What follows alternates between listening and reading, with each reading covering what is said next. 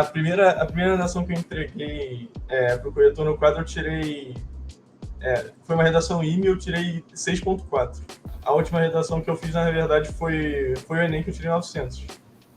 Isso foi uma melhora bizarra para mim. E a ficha caiu mesmo quando eu vi a minha nota no Enem, né? Que eu abri a nota lá e vi 900. Como assim? Tipo assim, há um ano eu não sabia escrever nada. Eu não entendia nada como funcionava. E, assim, eu aumentei minha nota bizarramente. Eu fiquei meio incrédulo, né, na hora que eu abri. Mas eu acho que pra mim a redação foi assim, eu entendi tudo que precisava ter na redação e o quadro me ajudou muito com isso. No final eu tava fazendo redação, eu sabia, tá faltando isso, tem que ter isso na redação, e era quase mecânico, e pra mim isso é muito bom, porque eu não entendia direito, eu odiava, continuo não gostando muito de redação, mas eu entendi como faz. Então, o quadro, na verdade, ele me ensinou a estudar, né? Ele me ensinou como estudar. Antes do quadro, eu não tinha ideia do que eu estava fazendo, na verdade. Eu não sabia que eu tinha que fazer exercício, não sabia que eu tinha que fazer estudos passados, não sabia que eu tinha que praticar. Eu era um péssimo estudante, assim, no geral, né? Quer dizer, eu não sabia como estudar, e o quadro me ajudou nisso. Ele me ensinou o que eu tinha que fazer para aprender. E aí eu acho que isso eu vou usar para sempre, na verdade.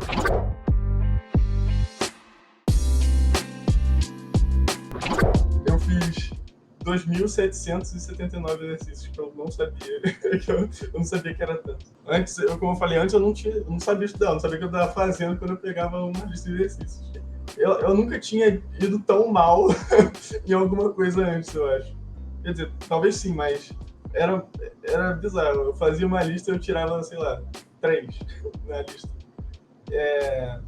E aí, com o tempo, eu ia melhorando e eu voltava... Porque o quadro também na turma ITA, ele tem níveis, né? Porque é a turma de todos os militares, então tem os militares de todos os graus de dificuldade, né? O ITA seria o mais difícil de todos. Aí ele tem ele tem SpaceX, né? Tem AFA, que aí vai aumentando a dificuldade, e tem ITA. Normalmente, quando eu ia tão mal, assim, numa lista ITA, eu voltava e fazia dos outros vestibulares. Eu começava fazendo SpaceX, de novo fazia AFA e fazia IME. E aí eu ia tentando melhorar, tentando entender o que eu tinha errado, mas era bem frustrante, na verdade. Eu fazia turma ITA, mas eu sabia que o ITA era muito difícil e eu também me preparava para o Enem. Então eu costumava fazer, em meio a algumas redações em ITA que eu fazia redações do modelo Enem também. Quando na verdade, me decidi mesmo que eu queria fazer engenharia física, eu não estava tão perdido. Eu sabia que uma redação Enem precisava, que uma redação do ITA não tinha e vice-versa. Então, eu não fiquei tão perdido quanto... tipo assim, eu não fiquei tão perdido quanto é esperado de uma pessoa que muda de opção do nada, né? Então, como eu me preparei para o Enem também, para a redação do modelo Enem, em conjunto com o ITA, eu não fiquei tão perdido.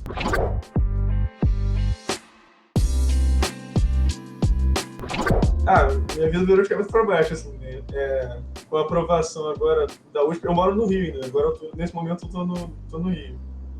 E minha aula começa semana que vem, então eu fui aprovado sei lá, acho que não tem nem um mês ainda de aprovação e eu já vou ter que me mudar.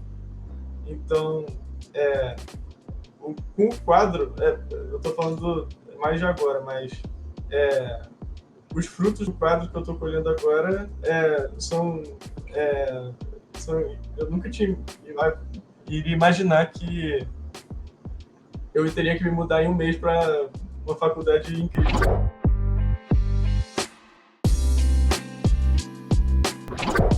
Assim, eu já falei para ela que eu queria há um tempo, né, mas assim, quando eu fui aprovado, ela ficou, ao mesmo tempo que muito orgulhosa, muito feliz pela minha aprovação, ela ficou um pouco triste, né, por eu estar saindo de casa aqui. E, enfim, sair para a vida adulta agora, né.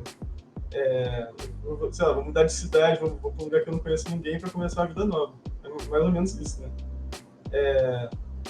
Ela ficou bem, ela sentiu bastante quando ela entendeu, assim, que eu ia sair de casa. Mas ela estava muito feliz, assim.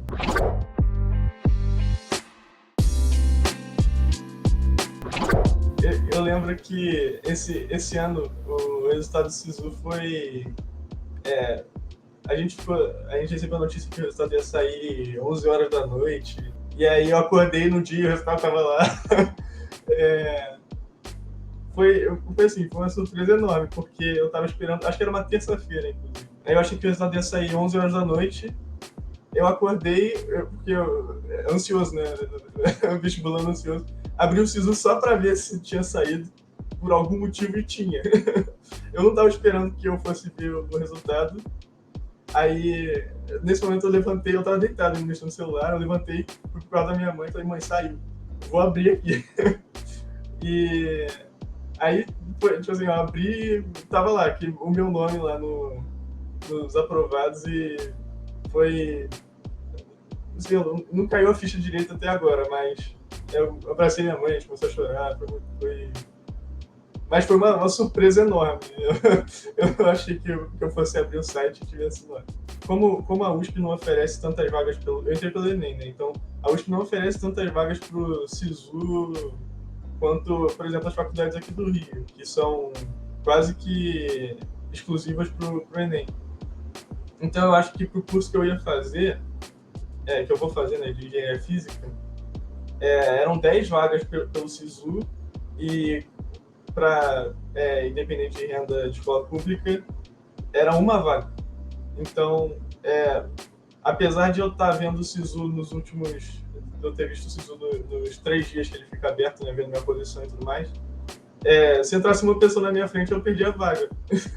Então, foi uma ansiedade bizarra, porque a qualquer momento eu poderia perder minha vaga, mesmo estando, sei lá, 2 dias dentro no SISU. Se entrasse uma pessoa, eu saía. Então, abrir o resultado lá e ver meu nome foi, além de ser uma surpresa por causa do horário, que eu não sabia que ia sair, eu não tinha tanta esperança que eu fosse passar de qualquer jeito. E aí, no final, eu entrei. Não caiu a ficha de jeito nenhum. Eu acho que eu só vou entender que eu tô na USP quando eu estiver na USP. Eu não tenho muita... eu não tenho muita ideia de como vai ser do que está sendo ainda.